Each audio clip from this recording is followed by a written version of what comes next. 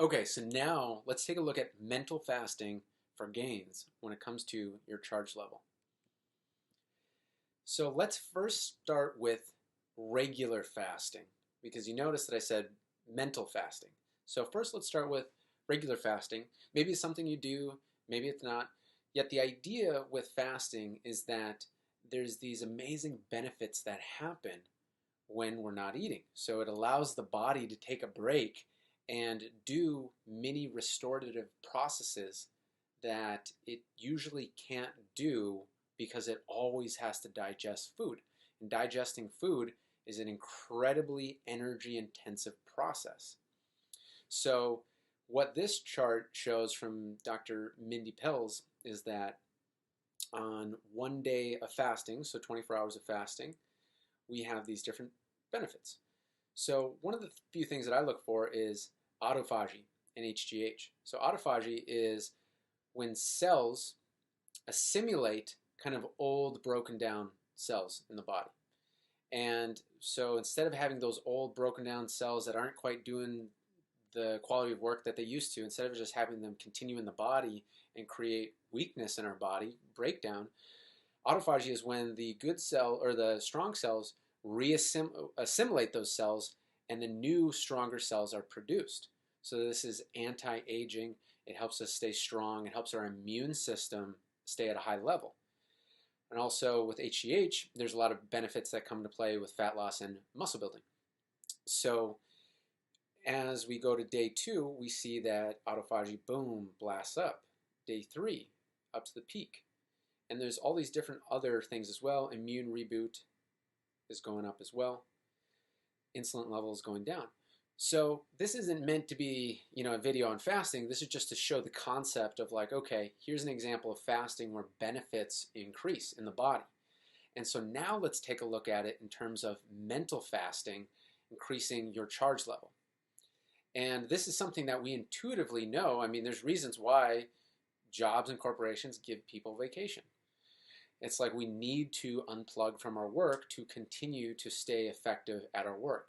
Yet being a business owner, it's so easy to fall into the trap of always working, of the mind always going and going and going, because there isn't initially that clear divide between work and personal life. It's all mixing together as one. So the better we become at having clear boundaries for our personal life, for our work life, the better our brain functions. So let's take a look at some of the ways that we can do this.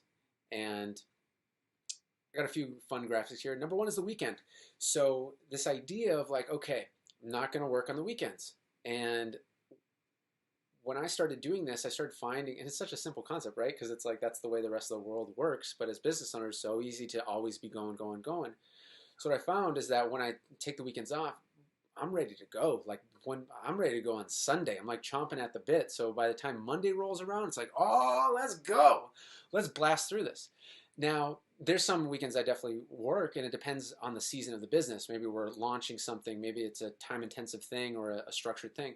But as a general rule, I really make a effort to keep weekends open because I know that my brain is like mentally fasting. And there's benefits that keep going up. If I can just take one day off on that Saturday, it's a benefit. But if I can take 2, just like that previous chart, benefits go up.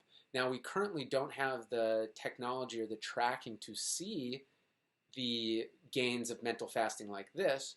It'll happen soon, I believe. Yet we can see the results instinctively. So there's another one. Weekend allows you to recharge, and when our brain relaxes, then it allows lateral thinking to happen oftentimes where we connect new dots in new ways because we're not just focused on that task at hand. So that's another benefit. Oh yeah, I guess we got, so depending on where you're at in the business, you can start Saturday, you can do Sunday, or you can take to the next level, which is taking Fridays off or another thing like that. And that's what I've been experimenting as well. With Fridays, having that as reading days, exploratory days. That's what I started calling as explore days because it allows me to explore whatever I'm feeling that usually my mind is like, no, we got to focus on business. And it's a next level of allowing our passions to come through us. And I've had definitely I definitely have like a number of times where I took that extra day and there was specific gains that I got from that that I would not have had before that allowed me to move faster and build in a more efficient way. So I'm a believer on it. I'm sold on it. And so you can use this however for you. Another thing is the workday. So it's like you going all the way to 10 o'clock, falling asleep, and then waking up again. Now, or you have a set cutoff time. Now, again, as a general rule, that's what I try and have the evenings away just for personal time. And what I find is that I'm more effective going into the next day. I'm really charged up. And I also know in my mind that, like, hey, I can't just like push these things off and have to the rest of the night to get it done. Like, I need to be tight and focused with this and only have a few extra hours. So it actually kind of leads me to being more efficient and find new solutions so I can stick within that time frame. And I forget of the concept that says that human beings basically will take as much time as they're given. I believe it comes from the military. And that's essentially the thing here is if we give ourselves until 11 o'clock, we'll probably use that time. But if we give ourselves till 5 or 6, then boom, our mind starts finding new ways to get that done faster. So again, these are pretty like common sense things for the rest of the world, but as a business owner, so easy to not have these guidelines. So when it comes to, or these boundaries rather, so when it comes to charge level, that's really what's been helping, what has helped me transition to it, because I just realized the more I do this, the more I'm mentally fast, the more effective I am during the week and during the days. And also too, for me, since we have mentally fasting is, okay, so this is the last thing I'm going to share on this, is that on this diagram, if you're on day 2.5 and you eat food, you know, you have a, whatever it is, peanut butter jelly sandwich, then the fasting is done. You don't get the benefits up here. But it was just, you know, a couple bites. Nope. The food's in there. It's done. The fasting is done. You got to start from scratch all over again. And that's how I view this mental fasting as well. Just to a bit is like, you know, within reason. It's not fully like this, but if I say I'm done with work, but then I find myself kind of scrolling through things, I'm using mental resources. I'm not doing the true fast.